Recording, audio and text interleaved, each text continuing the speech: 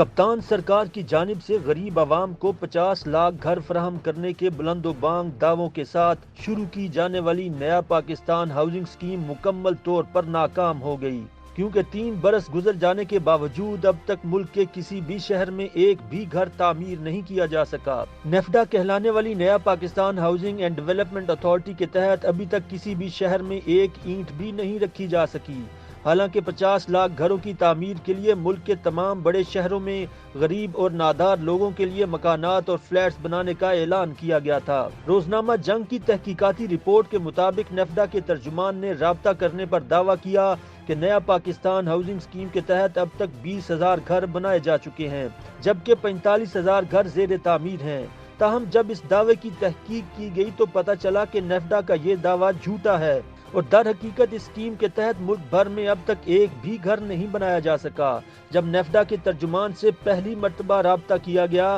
تو ان کا کہنا تھا کہ ان کے محکمے کے 3 میگا پروجیکٹس چل رہے ہیں، جن میں ایک لاہور، ایک اسلام آباد اور ایک سرگودا میں چل رہا ہے۔ تاہم تحقیقات کرنے پر مختلف سرکاری اداروں سے معلوم ہوا کہ نیفڈا آج تک ایک بھی فلیٹ تعمیر کرنے میں ناکام رہا ہے۔ نیفڈا کے ترجمان عاصم شوکت نے فراش ٹاؤن اسلام آباد کے کنسٹرکشن پروجیکٹ کو اپنے اہم منصوبے میں سے ایک قرار دیا، جس کا گزشتہ دنوں وزیر اعظم عمران خان نے بھی دورہ کیا تھا۔ دوسری جانب اسلام آباد کی کیپٹل ڈیولپمنٹ اتھارٹی ایک الگ کہانی سناتی ہے، اور اس کا دعویٰ ہے کہ فراش ٹاؤن میں ہونے والی تعمیرات کا نیفڈا کے ساتھ کوئی تعلق نہیں ہے۔ جب اس دعوے کی روشنی میں دوبارہ نیفڈا ترجمان کے ساتھ رابطہ کیا گیا تو انہوں نے بتایا کہ نیفڈا ہاؤسنگ اسکیم کے کھاتے میں مختلف سرکاری اداروں جیسے کہ اسلام آباد میں CDA اور لاہور میں LDA کو سبسڈی فراہم کر رہا ہے، اور خود مختار فلاحی فاؤنڈیشن جیسے اخوت اور ورکرز ویلفیئر فنڈ کو بھی اس معاملے میں شامل کیا گیا ہے۔ نیفڈا ترجمان عاصم شوکت نے یہ دعویٰ بھی کیا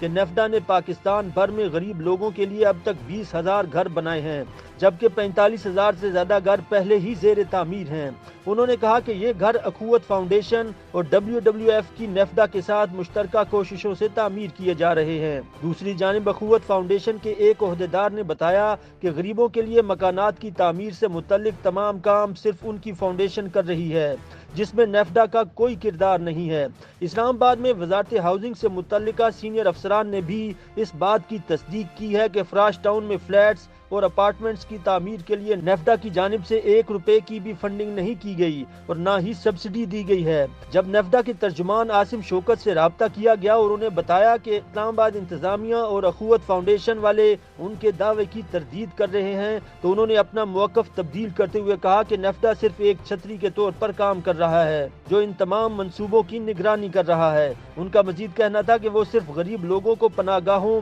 اور مکانات سے نوازنے کے ذمہ دار ہیں۔ تاہم دوسری جانب یہ حقیقت ہے کہ حکومت 50 لاکھ گھر بنانے کے دعوے تو کیے چلے جا رہی ہے، لیکن عملی طور پر اس حوالے سے ابھی تک کچھ بھی نہیں کیا جا سکا۔ لاہور، اسلام آباد اور سرگودا میں نیا پاکستان ہاؤسنگ اسکیم کے تحت نیفڈا کے منصوبوں کا اعلان ہوئے 1 سال سے زائد ہو گیا ہے۔ ان منصوبوں کی افتتاحی تقریب میں وزیر اعظم عمران خان نے خود شرکت کی، لیکن ان کی تعمیر کے لیے ابھی تک ایک بھی اینٹ نہیں رکھی گئی۔